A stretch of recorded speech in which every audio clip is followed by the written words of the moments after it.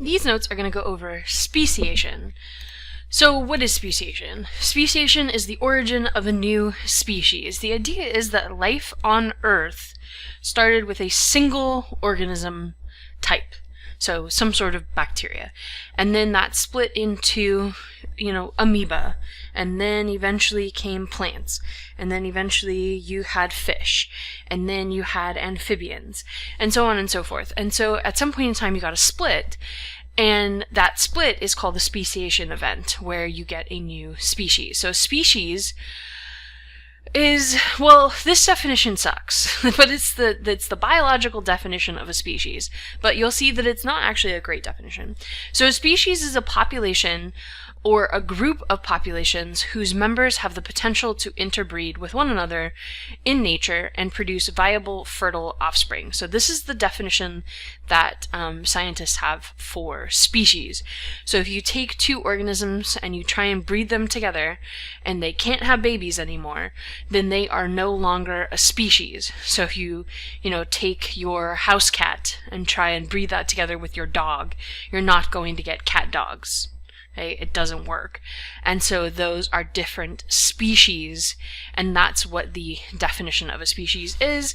And this definition sucks because it leaves out the vast majority of living things on this planet that don't reproduce sexually. So bacteria don't reproduce sexually. Fungi don't reproduce sexually. They reproduce asexually. They just make copies of themselves. So talking about interbreeding doesn't work for bacteria because they don't breed.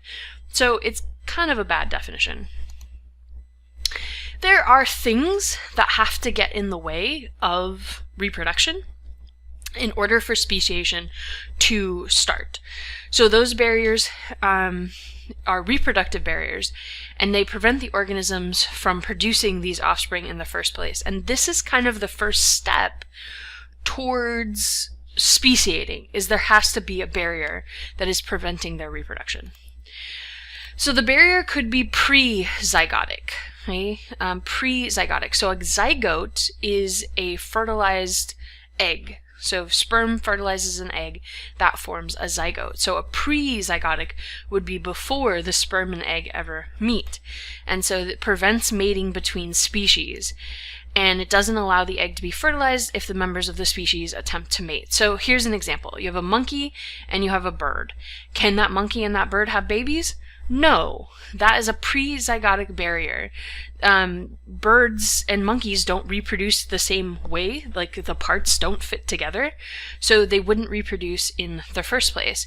Also, like distance could be a pre-zygotic barrier. So if you live on one island and the other species lives on another island and you never come in contact with each other, then you're never going to mate together. And then they can be post-zygotic. So post-zygotic is after the zygote is formed, and it's something that prevents the zygote from developing into viable, fertile adult, even if the egg is fertilized. So there's still mating in a post-zygotic barrier, a zygote is formed, sperm fertilizes egg, but something happens to the offspring.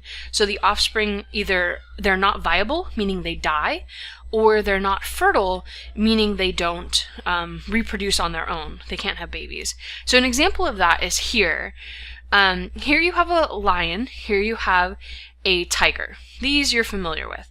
Now, if you mate a lion and a tiger, depending on who's mom and who's dad, you are going to get a liger or a tigon. Okay? Lions and tigers make ligers and tigons.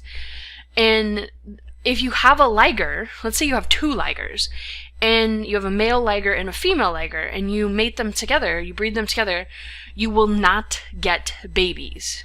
Baby ligers do not come from ligers. Baby ligers only come from lions and tigers. And this is that post-zygotic barrier. This right here is a liger. And this liger is sterile. It's infertile. And so this is that part that's missing, this fertile part. So even if you can have a baby, lions and tigers can reproduce, but they're still not the same species because they're missing that fertile part. So their babies are then sterile, and then therefore they are different species. All right, and here's a question. So wolves and dogs. You probably have seen dogs around and baby wolves, but can you get wolf dog babies? And the answer is yes, and some people even own them. Same thing with coyotes. You can breed a coyote with your dog at home. More often, your coyote will probably eat your dog at home. Same thing with wolves. But if you can successfully breed them together, then they can produce viable, fertile offspring. So your house dog and a wolf are actually still the same species. So are coyotes. And they're all the same species because they can still produce viable, fertile offspring. They often don't, because wolves don't like dogs and coyotes don't like dogs, and so they have some pre-zygotic barriers that keep them apart, but there's not any post-zygotic barriers. If they do actually mate, they will produce viable, fertile offspring, and so they are still the same species. So here's a question for you. Pre-zygotic or post-zygotic? You have a frog that lives underground and a frog that lives in a tree. So is this be pre-zygotic barriers to their mating or post-zygotic? And so you can just think about what the answer would be.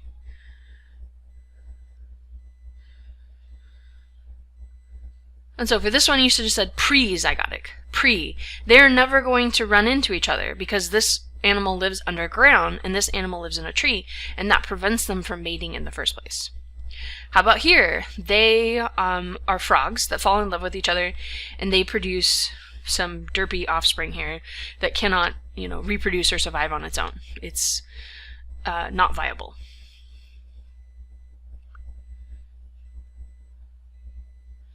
Okay, so for this one you should have said post-zygotic.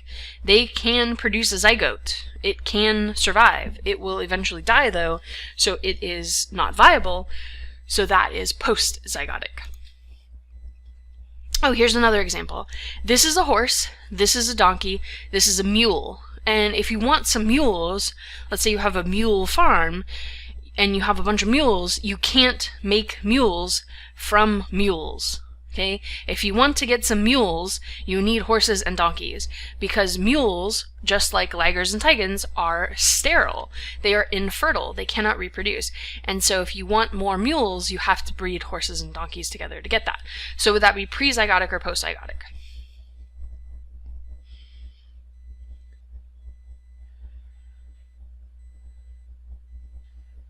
Alright, so that is post-zygotic. They still form zygotes, they're just infertile. And that's part of the definition of a species, so this is post-zygotic.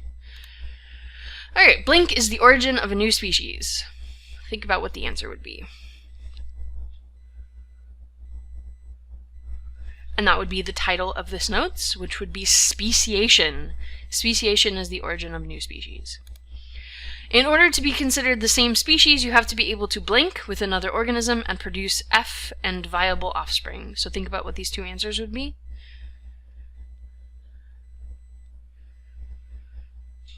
Alright, so this would be interbreed, or also could be, mate or reproduce. And this one is fertile. So in order to be considered the same species, you have to be able to interbreed with another organism and produce fertile and viable offspring. So let's go over some of the pre-zygotic barriers that are more specific here. So first could be habitat. Species that live in different habitats within the same area, they will rarely encounter one another. So if we have two snakes and this snake, reproduces on land and this snake reproduces in the water, these two snakes are going to diverge from each other over, thousands of years and probably become different species because they don't ever encounter each other. They don't ever interbreed, and so they stay separate from each other. So that would be habitat. Behavioral. So here you have two boobies. These are blue-footed boobies, and they have a specific dance. And if you do the wrong dance, or you don't do your dance right, or you don't do your right call at the right time, then you are not going to attract other blue-footed boobies to your dance, and you will live the rest of your life alone. So that behavioral isolation is a signaling mechanism that's going to attract mates, and you have to do the right behavior at the right time in order to attract a mate. And so courtship rituals falls into that. But if you have one dance, and you do, your dance a certain way, and you go into a different population and they have a slightly different dance, they won't reproduce with you, and that will keep you isolated. And then these two subspecies will evolve into, different species. They'll separate and they'll become different species over time because they don't ever interbreed with each other. Another thing is temporal isolation. So species could breed at different times of the day. If you're not awake at the same time of the day, then you may not mate with each other. They also may have different seasons or different years, and then they don't end up mixing their gametes because the time is off. So here you have a badger who's awake during the day, and this is a badger who is awake at night, and so they don't ever mate with each other because they're never awake at the same time, and over time they've started to differentiate from each other and become different species, and that's time that has kept them apart. Let me go back a second. Time works for birds, like with nesting grounds. You have to make it to the nesting ground at a certain time and mate with the birds that are there. So if two birds, miss each other because they're, at the nesting ground at different times of the year, that's going to cause divergence. Trees also do this. So trees will flower at a certain time of the year, and during that time you can, reproduce with the other trees that are also flowering at that exact same time. And so that will keep other trees different from each other if they pollinate at different times of the year. Here is mechanical isolation. So they're anatomically incompatible species. So this could be like these dogs here. It's not impossible, it's just unlikely because the parts don't fit. So if this dog is the male and this dog is the female, she's going to have to then give birth to puppies which are probably too large for her hips, and then she will probably die, particularly if she was, off on the streets, so she wouldn't survive that. So there's, an anatomical incompatibility to their mating. This is a interesting story, which I think I will try and work in later as well. There's a really interesting podcast about this. To simplify, this is a duck penis. So ducks, let me go back a little bit. Birds. Most birds, about 97% of them, have, over the last 10,000 years, have lost their penises. The males don't have a penis. They've lost it. And I want to talk about why, but we'll do it later. So they don't have a penis. If the bird does still have a penis, like this one here, they tend to have a relatively complicated genitalia, which has, you can see it's got these like spirals into it.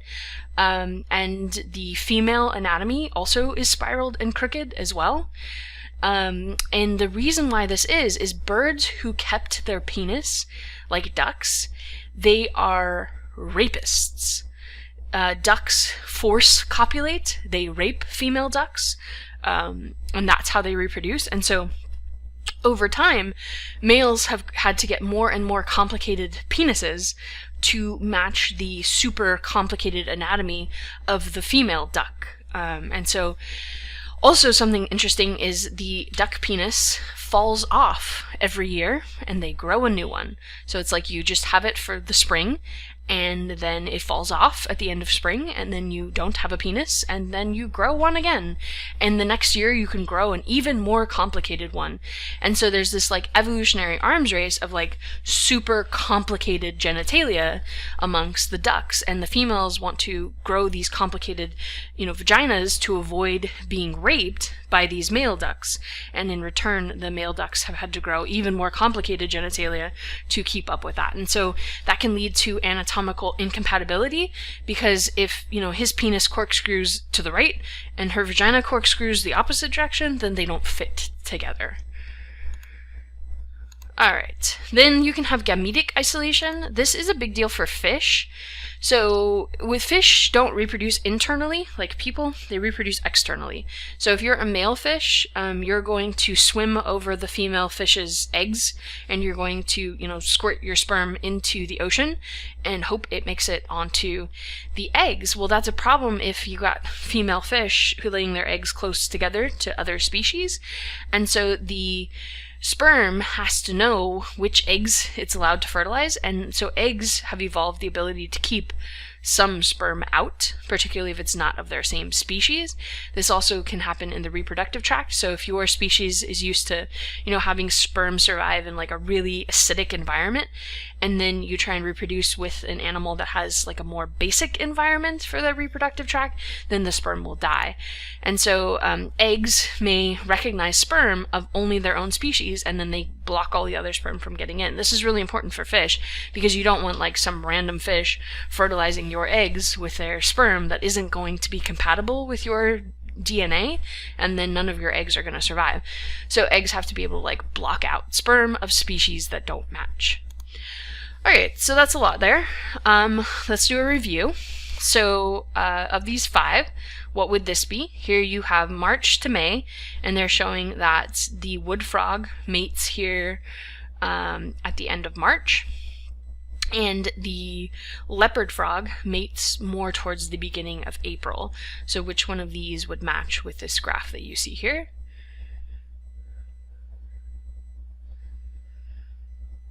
Yeah, hopefully you said temporal. This would be temporal. So it's time that's keeping the wood frog and the leopard frog from mating, and over time they become different species. How about this one? You have a lizard here who likes to hang out on the branches of trees, and there's another lizard here who's hanging out on the fence. He's more of a ground lizard. So what kind of isolation would that be? So yeah, hopefully you said habitat. This is habitat, so they're choosing to live in trees, they're choosing to live more on the ground, and that has kept them separate, and they have evolved into different species. This here are penises of dragonflies. So just like the duck, you can see that they have ever complicated, this one's got a double one, ever complicated structures to try and keep up with the female complicated structures, and so the certain penis of the male fly matches the certain vaginal tract of the female fly, and that keeps flies that aren't the same species from trying to reproduce with females of another species. So what would this match with? So hopefully you said mechanical. So mechanical is just the parts and how the parts fit together. Alright, here you have this grainy picture of 2 birds, and this bird is singing one song and this bird is singing a different song.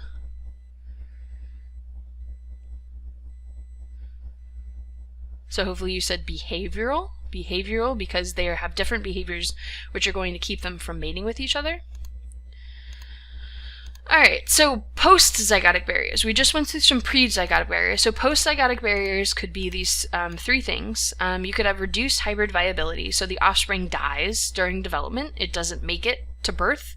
You could have reduced hybrid fertility. This is like the mules and the ligers. So the hybrid can survive, but they're usually sterile, like a mule. Or you could have hybrid breakdown, where like the first generation is cool, they're fine, and then after that, if they keep reproducing outside of their species, then eventually it leads to infertility. So, how does this speciation happen? Well, there's kind of 2 main routes. So the first one is allopatric. And so in allopatric speciation, the driving factor to their speciation is geography. Something about geography is getting in the way and keeping these species apart. So again, this would be a pre-zygotic barrier. They never get to mate with each other because they're separated. And then there's sympatric, and so sympatric speciation is when the populations aren't separated. There's no physical barrier between them. They live in the same place, but there's something about them that keeps them reproductively isolated from each other and keeps them from reproducing. So here's an example of allopatric speciation. You have these trees, and they're all reproducing together, but then a river or a canyon comes through and separates them. And so the trees on the left side of the canyon no longer reproduce with the trees on the right side of the canyon, and they start to evolve separately. Or here's sympatric speciation, where these trees in the center, they're going to start flowering and reproducing in February. And these trees on the outside, they're going to start flowering and reproducing in May.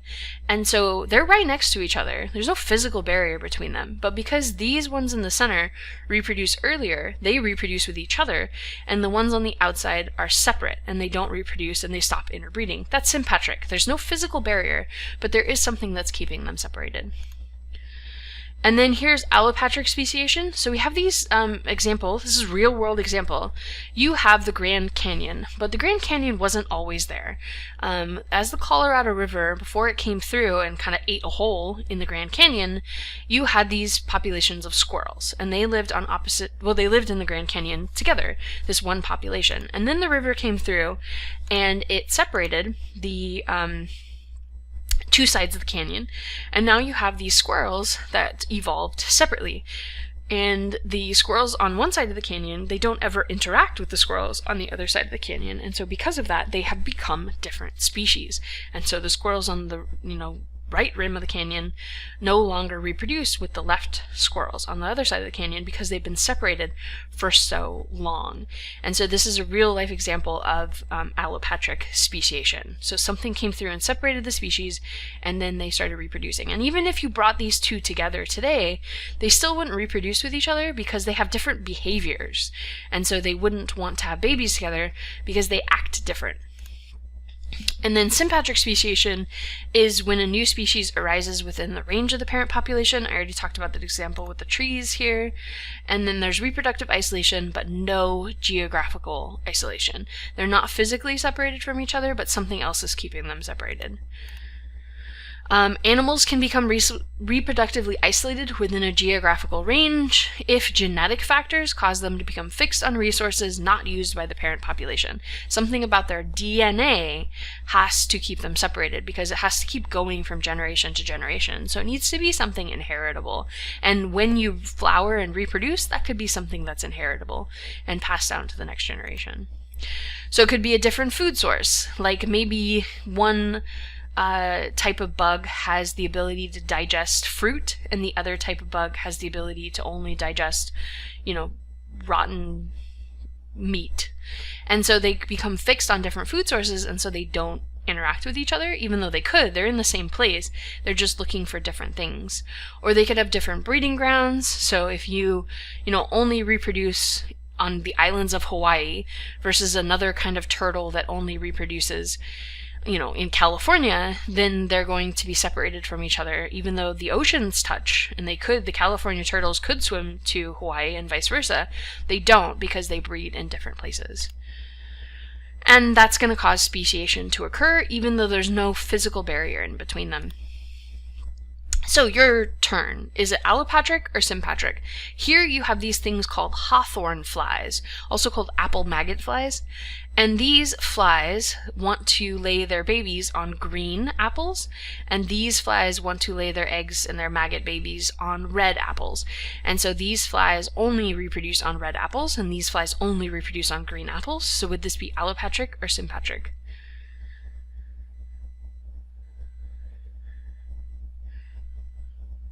And the answer is sympatric. There's no physical barrier. This fly could land on this apple. There's nothing in the way. They just don't want to. And so that's sympatric speciation. How about here? You have this group of bugs. They get separated by a river. Eventually they evolve separately on the other side of the river. And then even when the river dries up and they come back together, they no longer reproduce with each other and they remain separate populations. So this is allopatric. That river is a physical barrier. So allopatric is a physical barrier between the two species. How about this one? You have these fish in the lake, and these fish prefer to reproduce in shallow water, and these fish prefer to reproduce in deep water. So would that be allopatric or sympatric?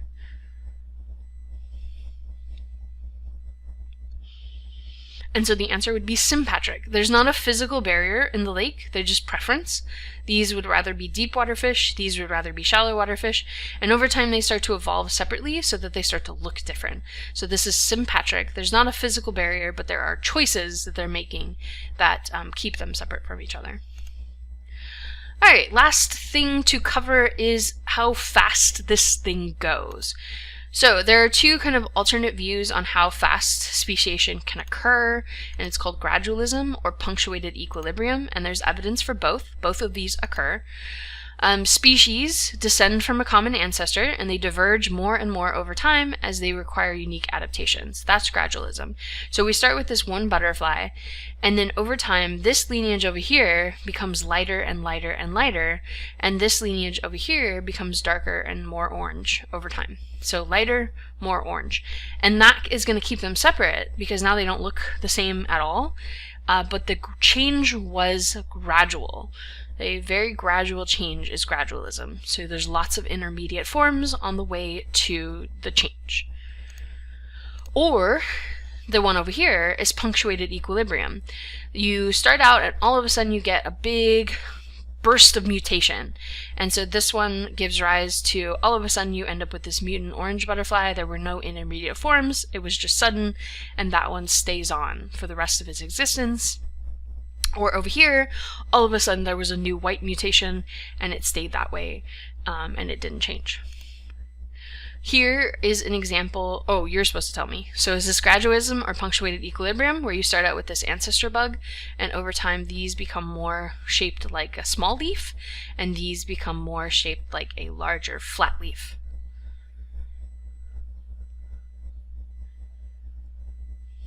And so this is gradualism. It's very gradual change from the ancestor to its form today, in both directions. So that's gradualism.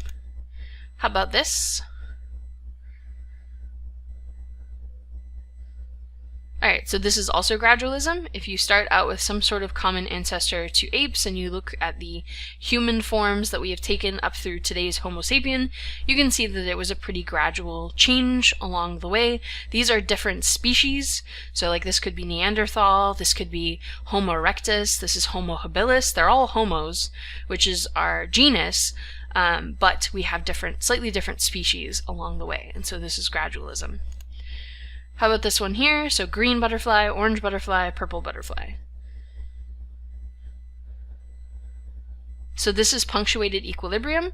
You went from green, bam, there was an orange. Same thing with purple. And there weren't a lot of intermediate forms. How about this one here? So when you're reading geological time, you start at the bottom and you work your way up, and then the bottom is like the initial, and each layer is like later and later, and the top layer is like the current layer. So looking at the shells of the past versus the shells of today, over here and over there. So gradualism or punctuated equilibrium.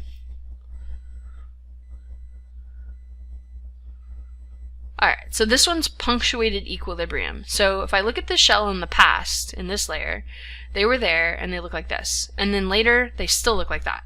And then later, they still look like that.